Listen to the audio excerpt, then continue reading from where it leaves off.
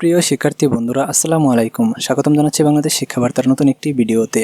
Breaking news হচ্ছে যে এনডিবিতে প্রকাশ পেয়েছে যে শেখ হাসিনা এবং শেখ রেহানা দেশ ছেড়ে পালিয়েছেন, এবং চ্যানেল 24-এ একটি নিউজে প্রকাশিত হয়েছে যে বর্তমানে গণভবন ঘেরাও করেছে শিক্ষার্থীরা, এবং পাশাপাশি গণভবনে প্রবেশ করে তারা বিজয় উল্লাস করছেন, অর্থাৎ শেখ হাসিনা গণভবন ছেড়ে চলে গেছেন। তো যেহেতু এনটিভিতে নিউজ প্রকাশিত হয়েছে বঙ্গবন্ধু কন্যা শেখ হাসিনা কিন্তু দেশ ছেড়ে পালিয়েছেন তার বোনকে নিয়ে, তো পাশাপাশি এখন কিন্তু দেখা যাচ্ছে যে বিভিন্ন নিউজ চ্যানেলে প্লাস এডুকেশনাল যে চ্যানেলগুলো রয়েছে সকল চ্যানেলে কিন্তু একটি শব্দ উচ্চারিত হচ্ছে যে আলহামদুলিল্লাহ, স্টুডেন্টদের চূড়ান্ত বিজয় হলো, কোটা আন্দোলনকারীদের চূড়ান্ত বিজয় হলো, দেশ আবার নতুন করে স্বাধীন হলো। তো আমিও বলছি যদি তাই হয়ে থাকে তো আলহামদুলিল্লাহ। যদিও এটি আসলেই আনুষ্ঠানিকভাবে কোনো প্রকার নিউজ প্রকাশ করা হয়নি, যদিও এটি এনটিভিতে এবং চ্যানেল 24-এ কিছুটা আভাস পাওয়া গেছে। তো এনটিভিতে সরাসরি বলেছে যে বঙ্গবন্ধু কন্যা শেখ হাসিনা এবং শেখ রেহানা দেশ ছেড়ে পালিয়েছেন। তো বর্তমান পরিস্থিতিতে দেশের যে শিক্ষা ব্যবস্থা এক প্রায় ধ্বংসের মধ্যে চলে গেছে, এবং এক প্রকার স্বৈর শাসকের মতো আচরণ করেছেন তিনি। দেশের ছাত্র জনতার উপর ক্ষুব্ধ হয়ে ছাত্র জনতার উপর পুলিশ দিয়ে গুলি চালিয়ে দেখা যাচ্ছে যে একতান্ত্রিক সরকার, একতান্ত্রিক শাসন ব্যবস্থা করার চেষ্টা করেছিলেন তিনি। কিন্তু দেশের সকল ক্ষমতার উৎস যে জনগণ, সকল ক্ষমতার উৎস জনগণ এটা প্রমাণ করে দিয়েছেন।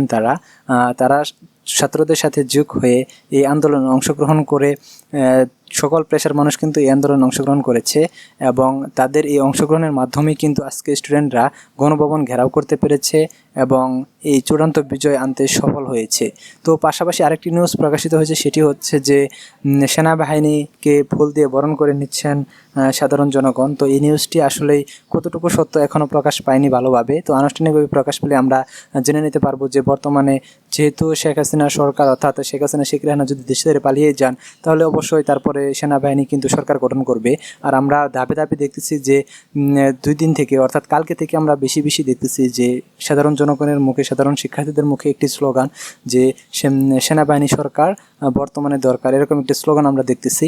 তো এক্ষেত্রে দেখা যায় যে শেখ হাসিনা যদি পদত্যাগ করেন বা শেখ হাসিনা যদি দেশ ছেড়ে পালিয়ে যান তাহলে কিন্তু অবশ্যই সেনাবাহিনী কিন্তু দেশ চালনা করবেন। এবং এই নিউজটিও যদি সত্য হয়ে থাকে যে সেনাবাহিনীকে ফুল দিয়ে বরণ করে নিচ্ছেন শিক্ষার্থীরা বা কোটা আন্দোলনকারীরা এবং সাধারণ জনগণ, তাহলে দেখা যাবে যে শেখ হাসিনা কিন্তু অবশ্যই কিন্তু দেশ ত্যাগ করেছেন, এই নিউজটি নিশ্চিত হওয়া যাবে। তো আমরা অপেক্ষা করি যে আসলেই তিনি দেশ ছেড়ে চলে গেছেন কিনা। অনেকেই কিন্তু এটা নিয়ে কিন্তু মিষ্টিমুখ করাও শুরু করে দিয়েছেন যে শেখ হাসিনা যেহেতু গণভবনে পাওয়া যাচ্ছে না, এবং বিভিন্ন নিউজ পত্রিকায় যেহেতু দেখা যাচ্ছে যে শেখ হাসিনা এবং শেখ রেহানা দেশ ছেড়ে পালিয়েছেন। যদিও এটা কিছুক্ষণ কিন্তু আজকে ইন্টারনেট অফ করে দেওয়া হয়েছিল, অর্থাৎ ব্রডব্যান্ড ইন্টারনেট যেটা বলা হয়, অর্থাৎ ওয়াইফাই কানেকশন কিন্তু বন্ধ করে দেওয়া হয়েছিল। কাল থেকে কিন্তু মোবাইল ইন্টারনেট বন্ধ করে দেওয়া হয়েছিল। যদি তিনি পালিয়ে থাকেন তাহলে কিন্তু হতে পারে যে তার পালানোর জন্য সুযোগ খুঁজছিলেন যে ইন্টারনেট যাতে অফ থাকে, যাতে কেউ জানতে না পারে। তো যাই হোক, অবশেষে আশা করছি যে শিক্ষার্থীদের চূড়ান্ত একটা বিজয় হলো। তো নতুন করে বাংলাদেশ স্বাধীন হলো। শিক্ষার্থীদের আন্দোলনকে তারা খুবই তুচ্ছ মনে করেছিল, কিন্তু তাদের মনে রাখা উচিত ছিল যে একটি দেশ কিন্তু শিক্ষার্থী ছাড়া কোনোভাবেই চালানো সম্ভব নয়, এবং ছাত্র আন্দোলনের ঊর্ধ্বে কোনো প্রকার আন্দোলন হতে পারে না।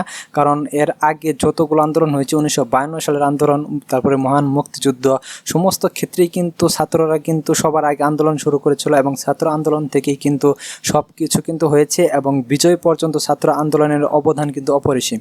তো আজকেও দেখা যাচ্ছে যে এই সরকার পতনের ক্ষেত্রে কিন্তু ছাত্র আন্দোলনের ভূমিকাই সবচেয়ে বেশি, কারণ এর আগে নানা প্রকার দল কিন্তু আন্দোলন করে তারপরে বিভিন্ন প্রকার প্রচেষ্টা করে কিন্তু সরকার দমন করতে পারেনি। তবে এবার কিন্তু ছাত্রদের প্রচেষ্টায় কিন্তু দেখা যাচ্ছে যে সরকার এখন পতনের মুখে। তো পতন হয়েছে কি না সেটা আমাদের নিউজটি আনুষ্ঠানিকভাবে দিলে পরে আমরা জানতে পারবো।